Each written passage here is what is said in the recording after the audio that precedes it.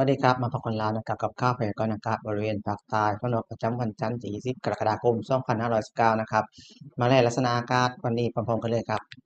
เริ่มวันที่ภาคแรกกันนะครับเป็นแผนที่อากาศพื้นๆนะครับจะเห็นนะครับมวลอากาศเย็นจากสีตกใต้นะครับแผ่มาปกคลุมบริเวณของสีตะวันออกของประเทศไทยและก็ไทยครับประกอบกับมีหย่อมความกดอากาศต่ำนะครับบริเวณของตอนล่างของจีนครับมาถึงภาพถ่ายดาวเทียมล่าสุดนะครับจะเห็นกลุ่มเมฆนะครับบริเวณของอ่าวไทยและก็ภาคตอนล่างครับ มาถึงเรดาร์ชุมพรครับล่าสุดนะครับเห็นผู้ว่าเล็กน้อยนะครับทางเดินอ่าวไทยครับ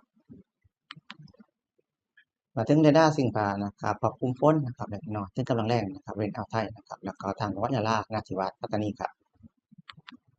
มาถึงรายงานอุณหภูมิครับอุณหภูมิสูงสุดเมื่อวานนี้วัดได้ที่36.4องศาเซลเซียสที่อำเภอชวีจังหวัดชุมพรครับภูมิต่ำสุดนะครับวัดได้ที่22.6องศาเซลเซียสที่ตำบลด่างพลับอำเภอหัวหินจังหวัดประจวบคีรีขันธ์ครับ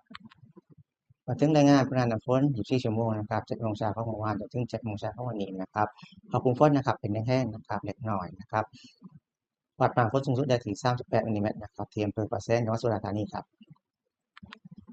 มาถึงพยากรณ์อากาศภาคใต้ฝั่งนอกสำหรับวันนี้นะครับมีฝนหรือฝนฟ้าคะนองนะครับในบางพื้นที่แล้วก็มีฝนหนักในบางแห่งนะครับมาดูรายจังหวัดนะครับก็ทั้งเพชรบุรีนะครับประจวบชุมพรสุราษฎร์นะครับนครศรีธรรมราชพัทลุงนะครับมีอากาศร้อนตอนกลางวันนะครับการยันของฝนอยู่ที่20%ของพื้นที่ส่วนสงขลานะครับแล้วก็อยู่ที่30%ของพื้นที่ส่วน3จังหวัดนะครับอยู่ที่40%ของพื้นที่แล้วก็มีฝนหนักได้บางแห่งครับ สำหรับอุณหภูมิต่ำสุดนะครับอยู่ที่23ถึง26องศาเซลเซียสอุณหภูมิสูงสุดอยู่ที่33ถึง37องศาเซลเซียสข้อห้ามพี่น้องนะครับระวังอันตรายจากฝนฟ้าคะนองนะครับแล้วก็ลมตกแรงด้วยครับซึ่งลมนะครับลมในทะเลอ่าวไทยนะครับเป็นลมตะวันตกเฉียงใต้นะครับความเร็วลมอยู่ที่15ถึง30กิโลเมตรต่อชั่วโมงทางฝั่งทะเลคลื่นสูงกว่า1เมตรเป็นฝนฟ้าคะนองประมาณ2เมตรนะครับมาถึงขาดมาลักษณะ7วันล่วงหน้านะครับสำหรับภาคใต้ฝั่งตะวันตกนะครับเพชรบุรีนะครับถึงสุราษฎร์ธานีนะครับ การกระจายของฝนอยู่ที่20ถึง30%ของพื้นที่ครับสำหรับภาคใต้ฝั่งตอนล่างนะครับนครศรีธรรมราชจนถึง3จังหวัดนะครับการกระจายของฝนอยู่ที่30ถึง40%ของพื้นที่ตลอดช่วงครับ